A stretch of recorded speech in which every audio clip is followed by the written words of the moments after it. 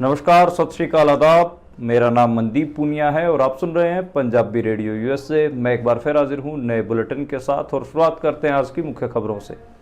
NATO सदस्यों ने Ukraine की नेटो सदस्यता को लेकर अडिग रहने की बात कही है। इसके अलावा नेटो सदस्यों ने कहा है कि वो यूक्रेन की और अधिक मदद करेंगे, सैन्य मदद भी करेंगे। इसके अलावा 43 अरब डॉलर देने की बात भी कही है। आज कर्नाटक के 2 कांग्रेस विधायकों के घरों पर ईडी पहुंची और ईडी ने छापेमारी की। इसको लेकर कर्नाटक के उप मुख्यमंत्री डीके शिव कुमार ने कहा है कि बीजेपी गैर बीजेपी शासित राज्यों के ऊपर ईडी भेजकर कहीं ना कहीं फेडरल स्ट्रक्चर पर हमला कर रही है। एक नया तनाव गैर बीजेपी शासित राज्यों के साथ केंद्र का देखने को मिल रहा है।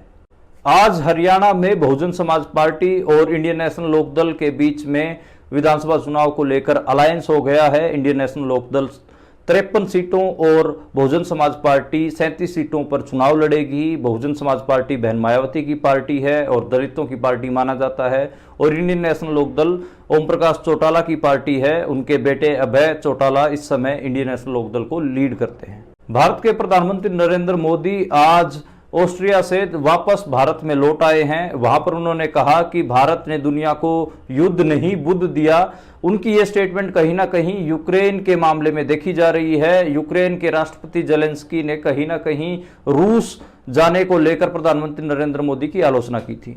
आज सुप्रीम कोर्ट में दिल्ली शराब घोटाले मामले में मनीष सिसोदिया की जमानत याचिका पर सुनवाई करते हुए जस्टिस संजय कुमार ने अपने आप को इस सुनवाई से अलग कर लिया है। इसके बाद मनीष सिसोदिया की जमानत पर एक बार फिर से नए सिरे से कहीं ना कहीं सुनवाई होगी और एक नया बेंच इस पूरे मामले को देखेगा। संजय कुमार ने कहा कि ये मेरे कोई निजी कारण है, इस करके मैं अपने आप को मनीष सिसोदिया के इस केस से खुद को अलग कर रहा हूं। 21 फरवरी को खनौरी बॉर्डर पर किसान आंदोलन में अपनी शहादत देने वाले शुभकरण सिंह की बहन ने आज बठिंडा में पंजाब पुलिस को ज्वाइन कर लिया है। उनका मेडिकल क्लियर हो गया है। बता दें कि इस परिवार को भगवंत मान ने 2 दिन पहले ही 1 करोड़ रुपए की सहायता राशि भी दी थी। जिन किसान जत्थेबंदियों ने शंभू बॉर्डर और खनौरी बॉर्डर पर चल रहे किसान आंदोलन में भाग नहीं लिया था, फाइनली वह भी मैदान में आ गई हैं और उन्होंने भी आंदोलन करने का फैसला लिया है। उन्होंने कहा है कि वो कुछ महीने ज्ञापन खेलेंगे, उसके बाद वो दोबारा से किसान आंदोलन में सक्रिय होंगे। हरियाणा के पूर्व मुख्यमंत्री भूपेंद्र सिंह हुड्डा ने कहीं ना कहीं हरियाणा में रथ यात्रा निकालने का फैसला लिया है। उनके साथ आज चौधरी वीरेंद्र सिंह भी बैठे नजर आए। 20 अगस्त से ये यात्रा शुरू हो सकती है। कहा जा रहा है कि इस यात्रा में वो भाजपा सरकार से लोगों के सवाल पूछेंगे। हरियाणा में दीपेंद्र हुड्डा के लोकसभा चुनाव जीत जाने के बाद राज्यसभा की सीट खाली हो गई है और अब उसके लिए बाय इलेक्शन होगा, उपचुनाव होगा और इसमें बीजेपी कहीं ना कहीं अपनी महिला नेताओं को आगे करने की सोच रही है। उसमें किरण चौधरी एक उम्मीदवार हो सकती हैं और सुनीता दुग्गल या बंतो कटारिया भी उनकी राज्यसभा उम्मीदवार हो सकती हैं। ये थी आज की मुख्य खबरें। अब करते हैं इन खबरों का विश्लेषण और शुरुआत करते हैं पहली खबर से, जो कि नेटो के बारे में है। हम सबको पता है कि वाशिंगटन डीसी में नेटो की बैठक हुई थी, जिसमें जितने भी नेटो के सदस्य हैं उन्होंने कहा है कि वो यूक्रेन की सदस्यता को लेकर अडिग हैं और भी जो सहायता यूक्रेन को चाहिए हैं उसको देने को लेकर भी वो प्रतिबद्ध हैं। लगभग 43 अरब डॉलर की सहायता नेटो ने यूक्रेन को देने का फैसला लिया है। उसमें F-16 फाइटर प्लेन भी शामिल है। इसके अलावा हम बात करें तो कहीं ना कहीं जो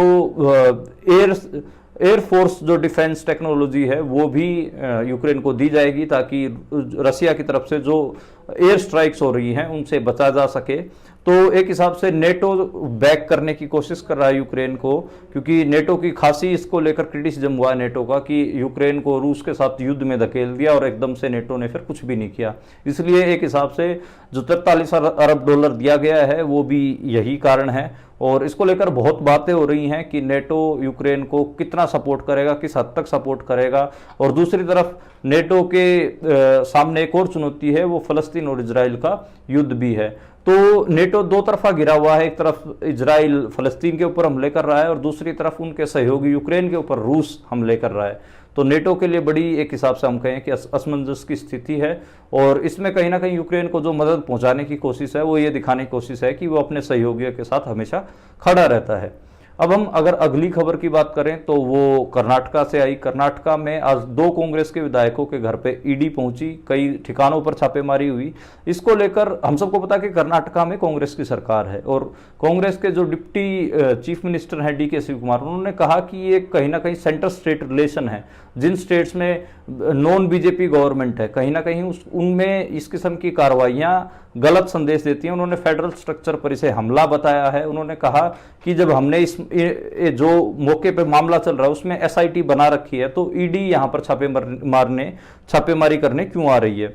तो कहीं ना कहीं उन्होंने जो सेंटर स्टेट रिलेशन है उसके ऊपर आज बात की है और कहीं ना कहीं एक नया मामला देखने को मिला है जिसमें सेंटर स्टेट की पावर्स के ऊपर एक हिसाब से अपना हक जताने की कोशिश कर रहा है और इसको डीके शिव कुमार ने एक हिसाब से जवाब भी दिया है। हम अगर अगली खबर की बात करें तो हरियाणा से आई। हरियाणा में इंडियन नेशनल लोकदल और बहुजन समाज पार्टी का अलायंस हो गया है और आज फॉर्मली प्रेस कॉन्फ्रेंस भी चंडीगढ़ में हुई जिसमें आकाश आनंद बीएसपी से आए हुए थे और अभय चौटाला उस प्रेस कॉन्फ्रेंस में बैठे थे। 37 सीटों पे बहुजन समाज पार्टी यानी कि बीएसपी चुनाव लड़ेगी और तकरीबन 53 सीटों पे इंडियन नेशनल लोकदल चुनाव लड़ेगी। इससे पहले भी हरियाणा में बीएसपी और आईएनएलडी का अलायंस रह चुका है। आकाश आनंद हम सबको पता है कि मायावती के भतीजे हैं। बहन मायावती ने तो ट्विटर पे इस पूरे अलायंस के बारे में ट्वीट कर दिया था, लेकिन आकाश आनंद आज खुद प्रेस कॉन्फ्रेंस में मौजूद थे और उन्होंने एक हिसाब से जो थर्ड फ्रंट है उसकी दावेदारी की बात कही है। अभय चौटाला ने भी कहा कि जो लोग बीजेपी को तो बाहर करना चाहते हैं लेकिन कांग्रेस को भी सत्ता में वापस नहीं लाना चाहते, उनके लिए जो थर्ड फ्रंट है उसके दरवाजे खुले हुए हैं। जो और बाकी नॉन कांग्रेस नॉन बीजेपी पार्टियां हैं छोटी छोटी हरियाणा में, उनको भी ये लोग इकट्ठा करेंगे और एक थर्ड फ्रंट, मजबूत थर्ड फ्रंट बनाने की बात कही है। हम सबको पता है कि बीएसपी का जो लोकसभा चुनाव में जो एक हिसाब से उन्होंने भूमिका अदा की है उत्तर प्रदेश में, तो वो उसका फायदा बीजेपी को ही हुआ है। और इनेलो की जो अभय चौटाला थे, कुरुक्षेत्र की सीट कहीं ना कहीं जो इंडिया अलायंस हारा है उसमें अभय चौटाला का भी एक रोल है। तो ये कई सारी थियरीज अभी चल रही हैं कि आरएसएस बीजेपी चौटाला फैमिली को और बहन मायावती को पैसे पंप कर रही है और पैसे फ्यूल करने का उनका मोटिव भी यही है कि कहीं ना कहीं जो कांग्रेस की वोटें हैं, जो नॉन एक हिसाब से बीजेपी वोट्स हैं, जो बीजेपी से खफा वोटें हैं, उनमें बंटवारा हो और उसका फायदा बीजेपी को मिले। तो इस किस्म की थ्योरी इस समय हरियाणा की पॉलिटिक्स में चल रही हैं। इससे हम अगर अगली खबर की बात करें तो बिहार से आई। बिहार में नीतीश कुमार, बिहार के जो मुख्यमंत्री हैं, काफी शक्तिशाली मुख्यमंत्री माने जाते हैं, वो एक इंजीनियर के पैरों में गिरते हुए नजर आए और उन्होंने कहा कि एक जेपी गंगा प्रोजेक्ट है, अगर आप इस साल उसको पूरा कर दे तो बहुत बहुत मेहरबानी होगी। तो एक इंजीनियर के पैरों में गिरते हुए की उनकी जो तस्वीरें हैं वो वायरल हुई। उन्होंने, नीतीश कुमार ने स्टेज से कहा कि मैं आपके पैर पड़ता हूं, कहो तो आपके पैर पकड़ लेता हूं, प्लीज उस प्रोजेक्ट को पूरा कर दीजिए। तो इसको लेकर जो आरजेडी है, लालू प्रसाद यादव की जो पार्टी, उन्होंने कहा है कि देखिए जो प्रशासन होता है या फिर जो प्रशासन के अधिकारी होते हैं, अगर वो काम नहीं करते तो उनके ऊपर कार्रवाई होती है, उनके पैरों में नहीं गिरा जाता। ये कमजोरी की निशानी है। तो नीतीश कुमार के ऊपर इस किस्म के हमले बिहार में हो रहे हैं। बहुत सारे लोग लिख रहे हैं कि देखो अधिकारियों से बिल्कुल भी ऊंची आवाज में बात नहीं करते, उनके पैर पकड़ रहे हैं। इस किस्म की थियरी लगातार चल रही है। तो बिहार की पॉलिटिक्स में एक बड़ा मुद्दा है। इसका रीजन ये भी है कि बिहार में 15 दिन की बारिश में ही 13 पुल बह गए हैं। तो जो बिहार की डेवलपमेंट को लेकर जो चुटकुले बन रहे हैं और अभी एक जो प्रोजेक्ट अधूरा पड़ा है उसके लिए मुख्यमंत्री अधिकारियों के पैरों में गिर रहे हैं। तो कहीं ना कहीं इस वजह से ये चुटकुले बन रहे हैं बिहार की डेवलपमेंट को लेकर। हम अगर अगली खबर की बात करें तो प्रधानमंत्री नरेंद्र मोदी के बारे में है। उनकी मुल्क वापसी हो गई है, घर वापसी हो गई है, यानी वो ऑस्ट्रेलिया से वापस घर पे आ गए हैं, भारत में आ गए हैं। और उन्होंने ऑस्ट्रिया में जो अपना फाइनल स्पीच दिया उसमें कहा कि भारत दुनिया में युद्ध नहीं बुद्ध देने वाला देश है। तो कहीं ना कहीं उन्होंने ये क्यों कहा, उसका रीजन यही है कि उन्होंने अपने तीसरे कार्यकाल में जो पहला विदेशी दौरा चुना वो रूस का चुना और वहां पर उन्होंने व्लादिमीर पुतिन के साथ बातचीत की। इसको लेकर जो यूक्रेन के राष्ट्रपति हैं जेलेंस्की, उन्होंने ट्वीट करके कहा कि देखो कैसे एक सबसे बड़ी डेमोक्रेसी का प्रधानमंत्री चुने जाने के बाद एक डिक्टेटर, एक तानाशाह के गले मिल रहा है। उसको लेकर खूब सारा इंडिया को क्रिटिसाइज किया गया, क्योंकि उसी दिन हम सबको पता है कि यूक्रेन के ऊपर हवाई हमले रूस की तरफ से किए गए थे और यूक्रेन में 36 लोगों की मौत हुई थी जिस दिन प्रधानमंत्री नरेंद्र मोदी पहुंचे। जब वो ऑस्ट्रिया में पहुंचे तो ऑस्ट्रिया के जो चांसलर थे कार्ल नेमर, उन्होंने भी इस बात को उठाया। इस वजह से उनको ये स्टेटमेंट देनी पड़ी कि भारत दुनिया को युद्ध नहीं बुद्ध देने वाला देश है। तो खैर उनको इतना स्ट्रेटेजी तो इतनी जियो पॉलिटिक्स तो समझ आनी चाहिए नरेंद्र मोदी को कि किस किस्म का माहौल है और इस माहौल में किससे मिलने जा रहे हैं। तो हालांकि उनकी इस विदेश यात्रा को गोदी मीडिया ने तो ये दिखाया कि देखो विदेशों में नरेंद्र मोदी की कितनी डिमांड है। जो ये सब घटनाक्रम हुआ है इसके बारे में कोई खास बात इंडिया में हुई नहीं। हम अगर अगली खबर की बात करें तो वो है मनीष सिसोदिया के बारे में। एक्साइज पॉलिसी को लेकर हम सबको पता है कि वो तिहाड़ जेल में बंद हैं, दिल्ली शराब घोटाला, और उसको उनकी याचिका, जमानत याचिका आज सुप्रीम कोर्ट में सुनवाई के लिए गई थी। सुनवाई हो रही थी, लेकिन एक जज ने, जस्टिस संजय कुमार ने अपने आप को उनके इस केस से अलग कर लिया है। उन्होंने कहा कि मेरे कोई निजी कारण है, इसलिए मैं अपने आप को इस केस से अलग कर रहा हूं। जैसे ही उन्होंने अपने आप को अलग किया तो जो सारी 3 जजों की बेंच थी वो सारी ही बैकआउट कर गई, और फिर सुप्रीम कोर्ट ने कहा कि हम मनीष सिसोदिया के मामले में हम अलग से एक नई बेंच बनाएंगे, वो सुनवाई करेगी। और जो ये जस्टिस संजीव खन्ना और संजय कुमार वाली जो बेंच थी, इसने अपने आप को अलग कर लिया मनीष सिसोदिया के मामले से, और मनीष सिसोदिया की जो जमानत याचिका उस पर दोबारा सुनवाई होगी। उनके वकील अभिषेक मनु सिंघवी ने स्टेटमेंट देते हुए कहा कि मनीष सिसोदिया को तुरंत प्रभाव से कहीं ना कहीं एक हिसाब से राहत की ज़रूरत है, उनको जमानत की ज़रूरत है। लेकिन अब सुप्रीम कोर्ट का जो अगला बेंच है वही डिसाइड करेगा कि मनीष सिसोदिया को जमानत मिलेगी या फिर वो न्यायिक हिरासत में ही तिहाड़ जेल में बंद रहेंगे। हम अगर इससे अगली खबर की बात करें तो वो किसान आंदोलन के बारे में है। हम सबको पता है कि 21 फरवरी को खनौरी बॉर्डर पर किसान आंदोलन में शुभकरण सिंह की डेथ हुई थी। आज उनकी बहन को पंजाब पुलिस में ज्वाइन करवा लिया गया है और उनको बठिंडा में उनकी ज्वाइनिंग हुई है। 2 दिन पहले भगवंत मान ने भी उस परिवार को मुआवजा दिया था। काफ़ी बड़ा मुद्दा बना था, हम सबको पता, चुनाव से पहले एक बहुत बड़ा मुद्दा था। और शुभकरण सिंह की डेथ के बाद उनके परिवार को जो एक हिसाब से सामाजिक संगठन हैं, किसान संगठन हैं, और जो देश दुनिया में बसते हुए पंजाबी हैं, उन्होंने भी खूब सारी मदद भेजी थी। और उस परिवार को एक हिसाब से किसानों से भी और व्यापारियों से भी और प्रवासियों से भी, और अब सरकार ने भी उनकी बहन को नौकरी देकर मदद पहुंचाई है। जरूरी भी था क्योंकि छोटी किसानी से आता है परिवार, 3 बहनें बची हैं पीछे, और उनके सिर्फ 3 एकड़ ज़मीन है। जो फादर हैं वो कमा नहीं पाते हैं, तो ये मदद ज़रूरी भी थी। फाइनली उस परिवार को मदद पहुंची है। और अब इसी किसान आंदोलन से जुड़ी हुई एक दूसरी खबर भी है। संयुक्त किसान मोर्चा की बैठक हुई है, और संयुक्त किसान मोर्चा की बैठक में डिसाइड हुआ है कि जो बाकी के बचे हुए संगठन हैं ये भी अब किसान आंदोलन में उतरेंगे। याद करिए, संयुक्त किसान मोर्चा इस आंदोलन में नहीं उतरा हुआ। उसमें राज्यपाल गुट, आप कह सकते हैं, राज्यपाल गुट हो गया, और जो लेफ्ट की कुछ जत्थेबंदियां होगी, ये अभी आंदोलन नहीं कर रहे हैं। इसके कारण कहीं ना कहीं उनके ऊपर दबाव तो था ही, और अब उन्होंने फैसला किया है कि वो दोबारा से मैदान में उतरेंगे। लेकिन उससे पहले उन्होंने ज्ञापन खेलने का भी फैसला लिया है, यानी कि कुछ महीने वो ज्ञापन लेने देने में ही निकालेंगे। उसके बाद, क्योंकि हम सबको पता है कि उनको हौसला कहाँ से आया है। कल हाईकोर्ट की जो जजमेंट आई है जिसमें उन्होंने कहा कि पुलिस रोक नहीं सकती किसानों को दिल्ली जाने से, उसके बाद उनमें थोड़ी सी हिम्मत आई है। फिर उन्होंने तुरंत बैठक बुलाई है, मीटिंग बुलाई है, और फिर आंदोलन करने की घोषणा कर दी है। ये जो दबाव है कहीं ना कहीं, ये उन किसान जत्थेबंदियों का दबाव है जो अभी भी बॉर्डरों पर आंदोलित हैं, चाहे खनौरी बॉर्डर हो, चाहे शंभू बॉर्डर हो। हम सबको पता है स्वर्ण पंदेर हो, या फिर सुरजीत फूल हो, या फिर हम सबको पता है कि जो बरनाला हैं किसान नेता वो हों, या फिर जो जगजीत सिंह डल्लेवाल हैं वो हों, ये और लोंगोवाल हों। तो ये सब ऐसे किसान नेता हैं जो लगातार खनौरी बॉर्डर के और शंभू बॉर्डर के मोर्चे हैं उन पर आंदोलित हैं, आंदोलन कर रहे हैं।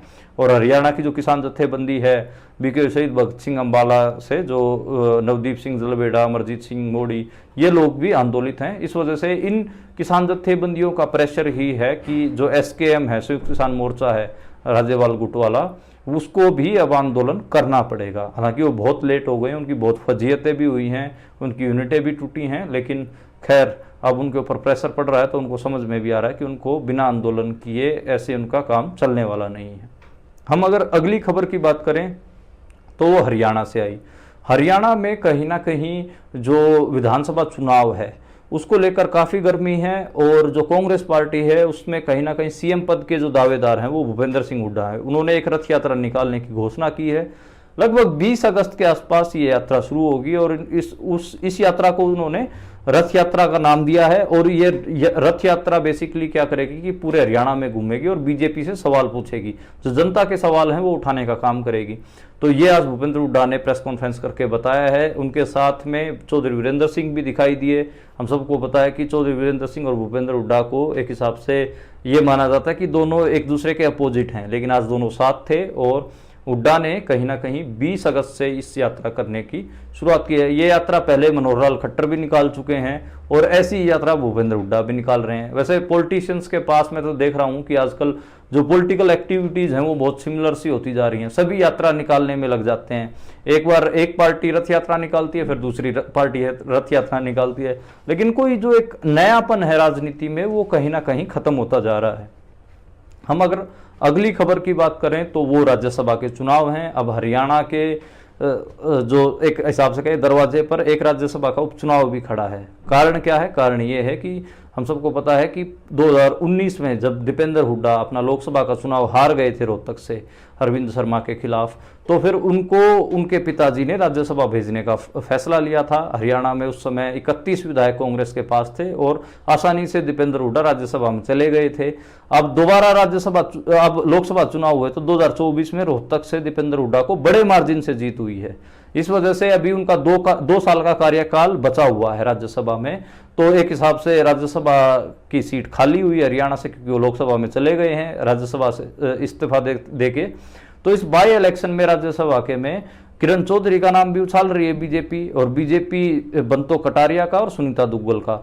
बंतो कटारिया और सुनीता दुग्गल हम सबको पता कि दलित समुदाय से आते हैं, और जो किरण चौधरी हैं वो बंसीलाल की पुत्र वधू हैं, यानी कि उनके बेटे की बहू हैं, वो जाट समुदाय से आती हैं। तो बीजेपी कोशिश करेगी कि दलित चेहरे को आगे करे, क्योंकि जो रिजर्व सीट हैं सिरसा और अंबाला दोनों से बीजेपी को हार मिली है। अंबाला से बंतो कटारिया को हार मिली है, सिरसा से अशोक तंवर को हार मिली है।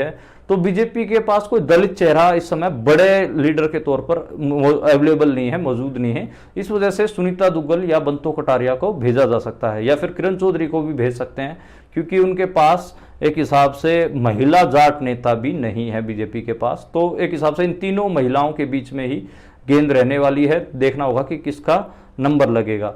तो ये एक मोटा मोटा जो पॉलिटिकल खबरें थी देश भर की ये थी। इसके अलावा हम अगर बात करें तो पेरिस ओलंपिक को लेकर बहुत सारे खिलाड़ियों को हरियाणा में और इंडिया में जो ओलंपिक की तैयारी करने के लिए पहले जो राशि दी जाती है वो नहीं मिली है, यानी कि जो वजीफा मिलता है वो नहीं मिला है। इसको लेकर बड़ा बवाल हो रहा है। हालांकि अधिकारियों ने कहा है कि वो 1-2 दिन में ही ये काम करवा देंगे। तो पेरिस ओलंपिक के हम सबको पता है कि 1 महीने से भी कम समय रह गया है, और इस 1 महीने के अंदर ही एक महीना बचा है, और अभी तक जो एक हिसाब से तैयारी करने के लिए जो राशि देनी चाहिए थी वो सरकार ने नहीं दी है। और फिर इंडिया वाले एक्सपेक्ट करते हैं कि उनके ओलंपिक में मेडल आए। इस किस्म की ढिलाई कहीं ना कहीं खिलाड़ियों का ही नुकसान करती है। और अब की बार पेरिस ओलंपिक पर सबकी नज़र भी रहेगी, क्योंकि इसमें विनेश फोगाट 50 किलो भार में अपनी दावेदारी पेश करेंगी, और उम्मीद लगाई जा रही है कि विनेश फोगाट इस बार मेडल जीत सकती हैं। तो ये आज की मुख्य खबरें थी, उनका विश्लेषण था। कल हम दोबारा मिलेंगे नई खबरों के साथ, नए विश्लेषण के साथ। आप देखते और सुनते रहिए पंजाबी रेडियो यूएसए।